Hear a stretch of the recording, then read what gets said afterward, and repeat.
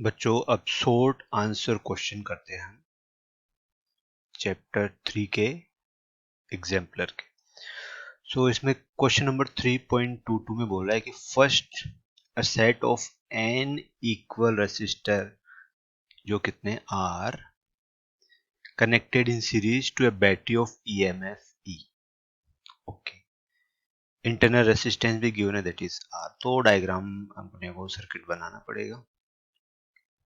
मतलब ऐसे है R, this is also R and so on. ऐसे हमने आर आर करके n टाइम्स ऐसे रेसिस्टेंसेस सीरीज में लगा रखे हैं with the battery of EMF ई, और इसका इंटरनल रेसिस्टेंस भी इसने आर ही बोला है। तो इस तरीके से ये बैटरी है। ओके, तो बच्चों इसका ये सीरीज में है एन रेसिस्टेंस, तो R plus R plus R plus R, तो टोटल इनका आर इक्विवेलेंट कितना हो जाएगा, एन आर। और ये आर जो है इनके सीरीज में है, ठीक है। तो करंट यहां पे क्या हो जाएगा, करंट हो जाएगा E divided by total resistance. तो आर इक्विवेलेंट प्लस आर मतलब ये हो जाएगा एन आर प्लस आर। तो ये है फर्स्ट केस के अंदर। अब सेकंड केस में क्या बोल रहा है, ये सेकंड सिचुएशन में a current I is observed to flow। ठीक है, ये हमने I ऑब्जर्व कर ली फर्स्ट वाले केस में। then n resistor are connected in parallel to the same battery, it is observed that the current is increased 10 times। मतलब अब इन्हीं रेसिस्टेंसेस को जिनको आपने सीरीज में लगाया था, इनको अब हम लगाएंगे पैरेलल में इसी बैटरी के साथ। बैटरी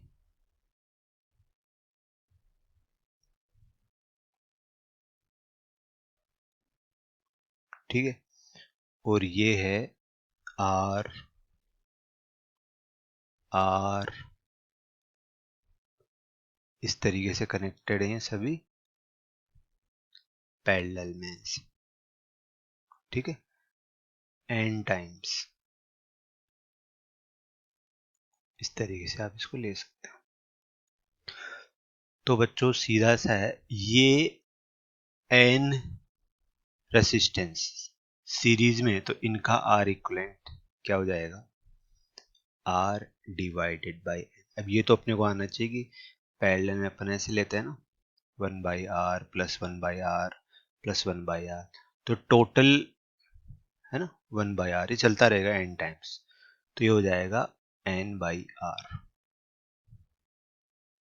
तो यहां से आर इक्विवेलेंट क्या हो जाएगा, r/n। ठीक है, इन सबको रिमूव करके आप सिंगल आर इक्विवेलेंट आ गया, और ये जो आर इक्विवेलेंट है वो इस आर के साथ सीरीज में।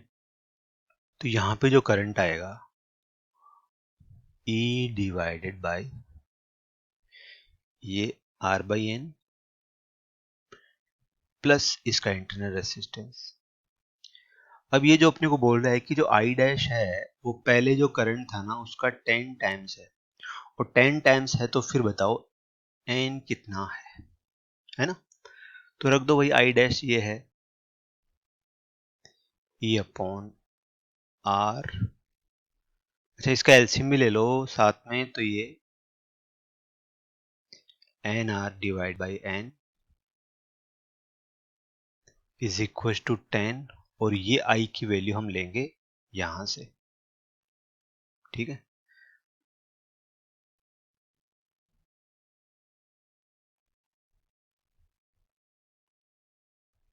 ओके, अब यहां पे देखो ये एन यहां से ऊपर आ जाएगा, और ई से ई कैंसिल हो जाएगा, और एन आर प्लस आर से n R plus n R cancel हो जाएगा।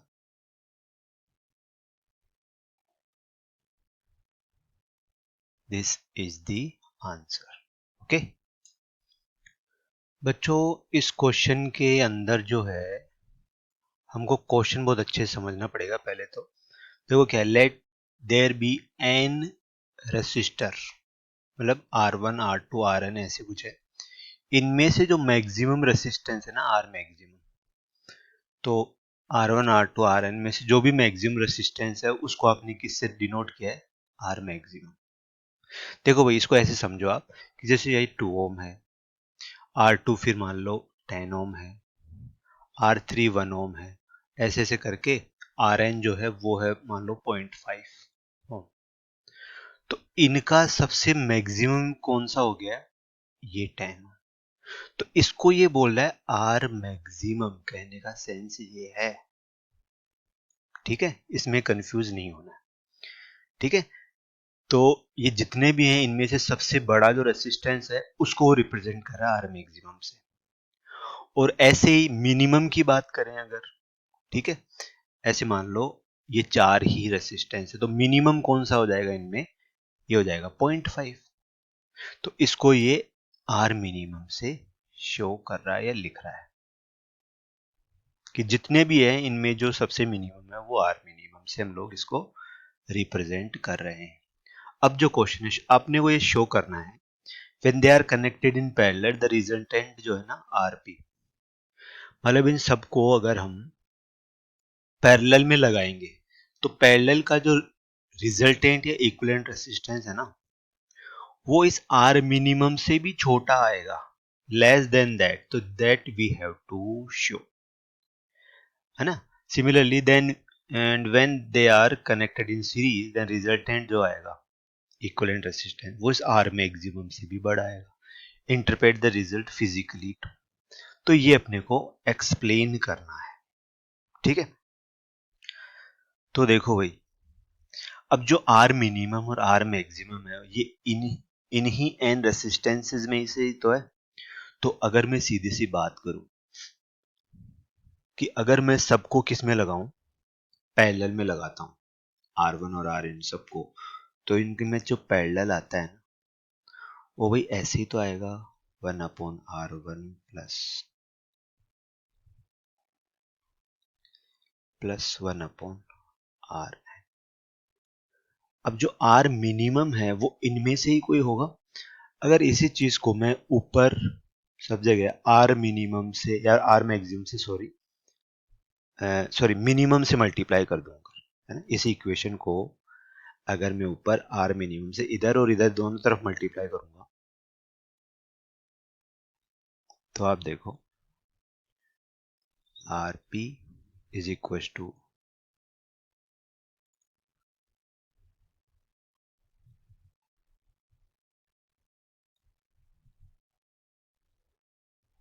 ऐसे ऐसे करके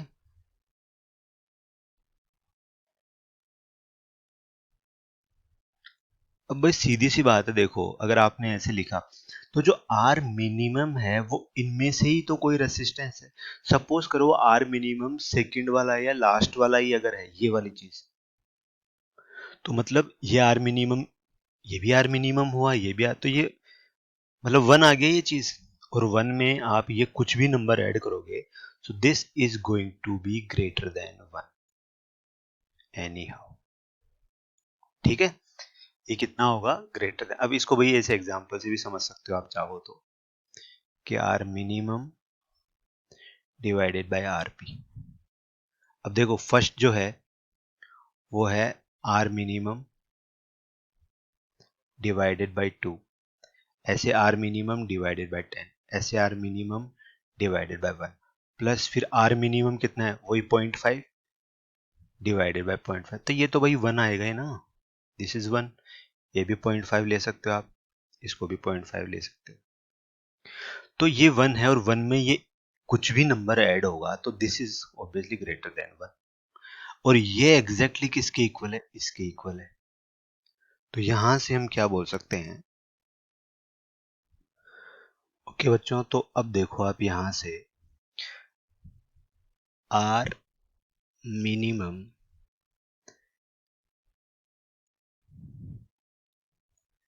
इसका मतलब क्या हुआ, दैट आर मिनिमम जो आपने लिया है ना वो इस पैरेलल में जो रिजल्टेंट आएगा उससे बड़ा होता है, या यूं कहें तो पैरेलल में जो आएगा वो आर मिनिमम से भी छोटा होगा। ठीक है, तो ये हमने यहाँ पे क्या कर दिया, इसको शो कर दिया, प्रूव कर दिया। अब उल्टा भी देख सकते हैं हम, अगर पैरेलल, ये तो पैरेलल में था। अब नेक्स्ट हम देखते हैं सीरीज में। तो सीरीज तो बहुत आसान है। देखो बच्चों, सीरीज में क्या करते हैं, ये करते हैं R1 plus R2 plus R3 plus plus so on. ठीक है, तो ये जो होगा इसका जो मैक्सिमम वैल्यू, अब मैक्सिमम वैल्यू मतलब इन्हीं में से किसी में होगी। तो जैसे मैक्सिमम वैल्यू मान लो सेकंड वाला था 10 ओम, तो ये मैक्सिमम है। ठीक है, तो ये जो वैल्यू आएगी अब इन सबको लिखने के बाद, ये वाली, दिस वन, वो obviously greater than R maximum होगी, मतलब जो सेकंड था उससे भी बड़ी होगी, क्योंकि इसमें और भी रेसिस्टेंसेस ऐड हो गए हैं। और ये जो चीज है ये किसके इक्वल है, आर एस के इक्वल है, तो मतलब is greater than R maximum. ठीक है, ये हमारा इसमें हमने प्रूफ कर दिया एक तरीके से। अब आप इसको और भी तरीके से देख सकते हो भाई, जैसे मान लो आपने आर मैक्सिमम को ऐसे लगाया, ठीक है, आर मिनिमम को आपने ऐसे लगाया, और ये बैटरी है, और आपने करंट देखा ऐसे आई, और फिर आपने क्या किया, आर मिनिमम और इन सबको किस में लगा दिया, पैरेलल में लगा दिया इसे, R1 R2 and so on, इन सबको आपने ऐसे पैरेलल में लगा दिया ऐसे, और वही बैटरी है। ठीक है, तो बैटरी तो वही है। तो आप क्या ऑब्जर्व करोगे, यहां पे जो करंट है ना I dash, that is greater then I। ठीक है, अब इसका मतलब क्या हुआ कि भाई इसका जो रिजल्टेंट है ये वाला, इसका जो ये रिजल्टेंट है, इसको अगर मैं RP बोलता हूं, तो इस वाली इक्वेशन क्या बनेगी, I is equal to I dash RP। इसके लिए क्या बनेगी, तो पोटेंशियल दोनों में सेम है। ठीक है, तो जिसमें करंट ज्यादा है उसमें रेसिस्टेंस क्या होगा, कम होगा, या यहीं से आप देख सकते हो। ठीक है, इसमें करंट ज्यादा हुआ, इसका मतलब इसका जो रेसिस्टेंस है ना, जो आर मिनिमम इधर लगा रखा है, इससे भी लेस है। तो यहां से हम ये बोल सकते हैं that R P is less than R minimum. और सेम इसी वे में जाके हम सीरीज वाले को भी एक्सप्लेन कर सकते हैं। ठीक है, वैसे तो हमने प्रूव कर दिया, शो कर ही दिया, लेकिन वैसे इस तरीके से भी आप, कि आप ऐसे मैक्सिमम को ले लो एक बार, फिर सीरीज में सबको लगा दो, तो उस वाले में आई डैश जो है वो लेस होगा। आई डैश लेस मतलब रेसिस्टेंस ज्यादा, क्योंकि सेम बैटरी आपने उसमें भी यूज की हुई है। ठीक है, तो ये तरीका होगा जिससे हम इसको एक्सप्लेन करेंगे। जो इस क्वेश्चन में आपके पास टू सेल्स हैं, एक तो E1 है जिसका EMF 6 वोल्ट है, इंटरनल रेसिस्टेंस 2 ओम है। E2 4 वोल्ट का, इंटरनल रेसिस्टेंस 8 ओम है। मतलब जो गिवन डाटा पहले तो लिख लो भाई, ये तो हो गया 6 volt and this is 4 volt. तो 6 वोल्ट वाले का इंटरनल रेसिस्टेंस है 2 ओम, इसका है 8 ओम, मतलब कुछ ऐसे ये कनेक्टेड है। ठीक है, तो हमको डिफरेंस निकाल, difference between point A and B. तो देखो यहाँ पे हम मान लेते हैं कि करंट ऐसे फ्लो कर रहा है। ठीक है, तो आप इस पे लगा दो पॉइंट, इसमें आप लूप लो लगा दो।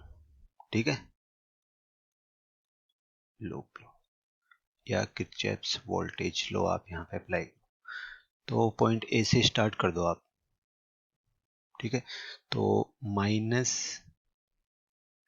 -2I करंट की डायरेक्शन में पोटेंशियल ड्रॉप होगा।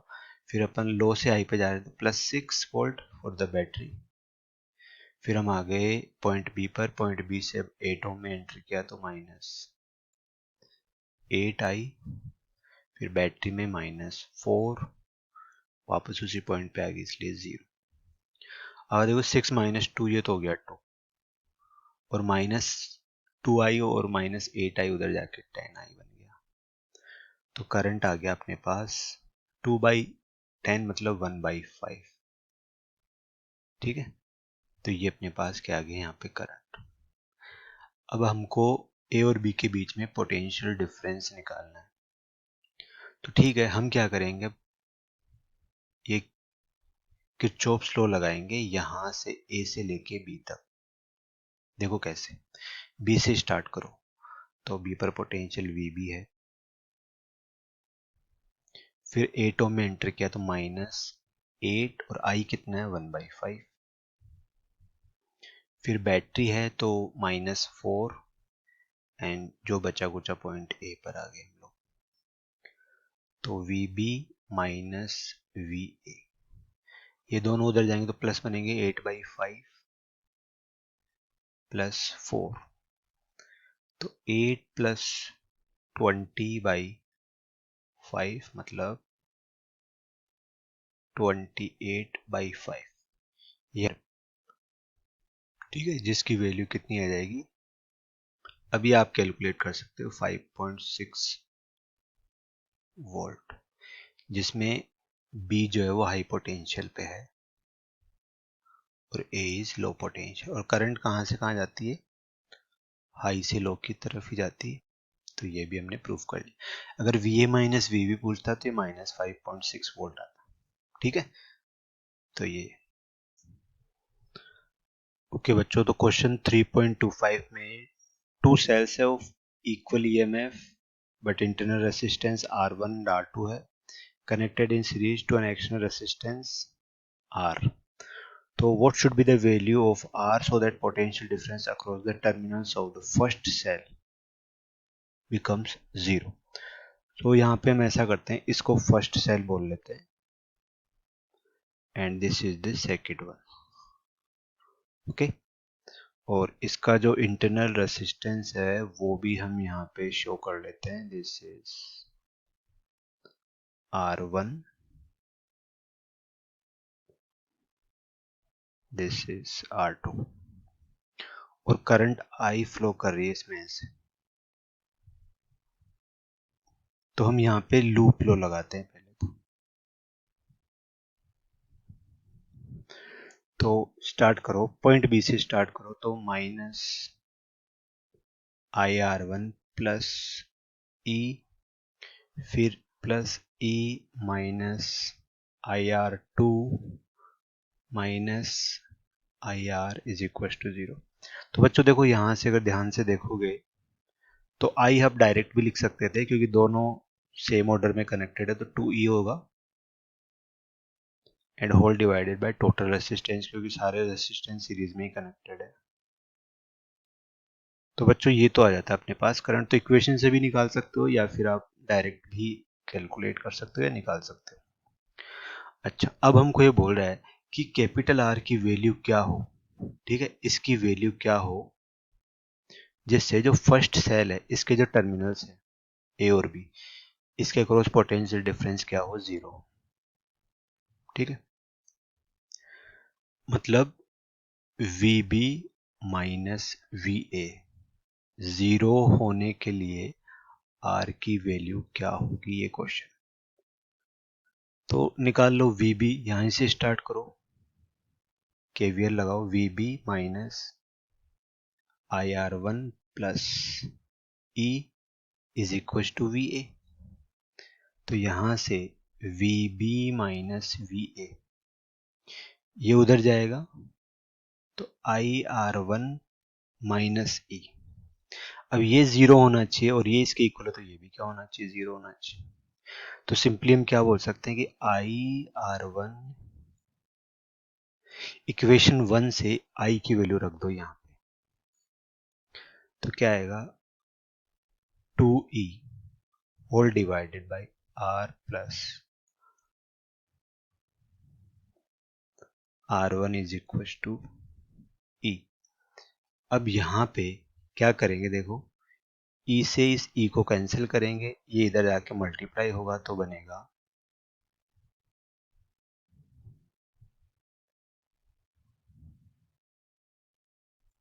तो यहां से कैपिटल R आ जाएगा अपने पास। देखो ये R1 इधर आएगा माइनस, तो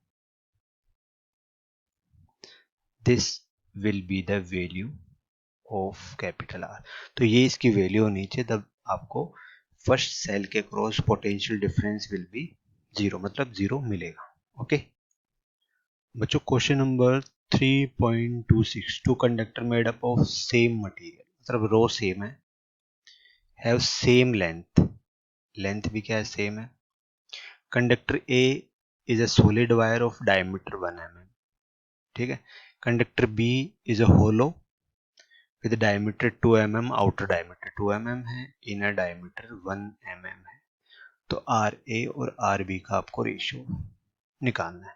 तो पहले अगर अपन क्रॉस सेक्शन व्यू देखें दोनों के लिए, तो वो कुछ ऐसे है ए के लिए, तो ये पूरा ऐसे भरा हुआ है, राइट। और बी के लिए अगर हम देखें तो सिचुएशन कुछ ऐसे है, ये क्रॉस सेक्शन व्यू हम देख रहे हैं यहाँ पे,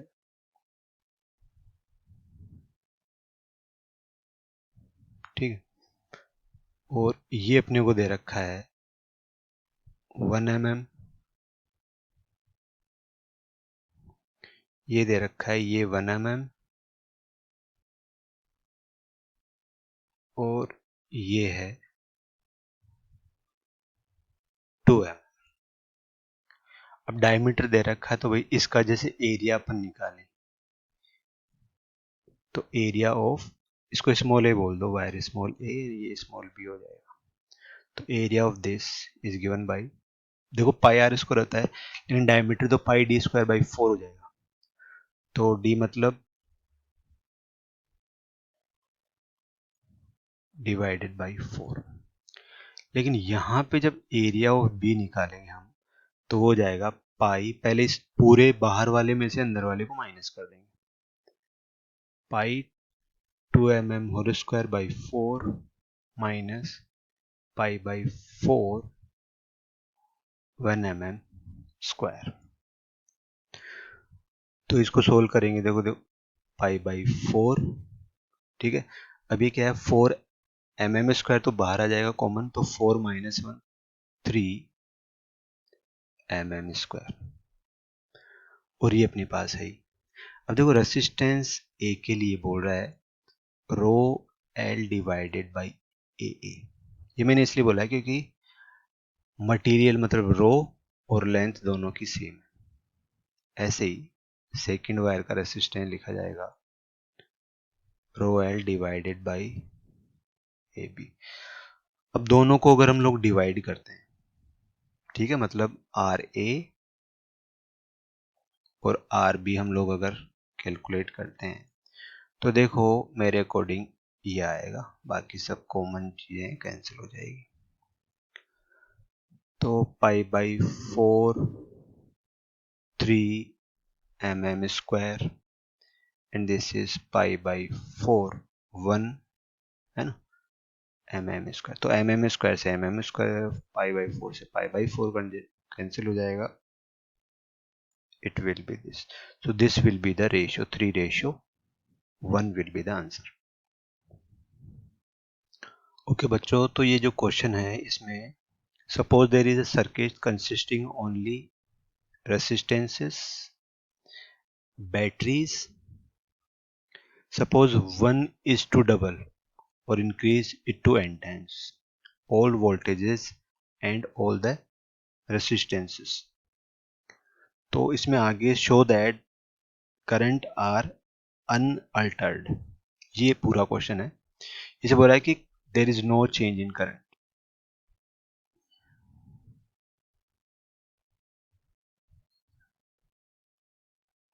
इन करंट। तो ये अपने को शो करना है इसमें। तो देखो बच्चों, बैटरीज हैं, ठीक है, रेसिस्टेंसेस हैं, रेसिस्टेंस है, कोई बैटरी है, बैटरी का इंटरनल रेसिस्टेंस भी होगा। तो इस तरीके से ये है, और इसमें करंट कितनी आ रही है, आई। तो ये बोल रहा है कि अगर मैं इन सबको इंक्रीज कर दूं और अब रेसिस्टेंस भी आर आर आर करके ऐसे एन आर कर दूं, और बैटरी ऐसे कनेक्ट करके मैं, ठीक है, ई ई करके ऐसे ही एन ई कर दूं, और रेसिस्टेंस भी इंटरनल, अब बैटरी बढ़ेगी तो ऑब्वियसली उसका इंटरनल रेसिस्टेंस भी एन टाइम्स बढ़ेगा, ऐसे कुछ होगा। तो अभी मान लो करंट आई डैश आती है, तो आपको ये प्रूव करना है कि आई डैश जो है ना वो आई के इक्वल ही है या आती है। तो देखो फर्स्ट केस में अगर मैं पूरे सर्किट का आर इक्विवेलेंट निकालते हैं तो, और यहां से जो करंट आएगी हमारे पास वो करंट होगी ई डिवाइडेड बाय, ठीक है। अच्छा, इस वाले केस में आर इक्विवेलेंट अगर हम लोग निकालें तो n R plus n small R, तो इसमें जो करंट आएगी that is what, n E divided by n R plus small R. तो एन आप कॉमन लेके कैंसिल करोगे तो क्या बनेगा, ये बनेगा स्मॉल आर। तो देखो कोई भी चेंज नहीं है, तो इस तरीके से हम बोल सकते हैं कि I dash will be equal to I, ठीक है। ये अपने को यहाँ पे प्रूव करना था, शो करना था इस क्वेश्चन के अंदर।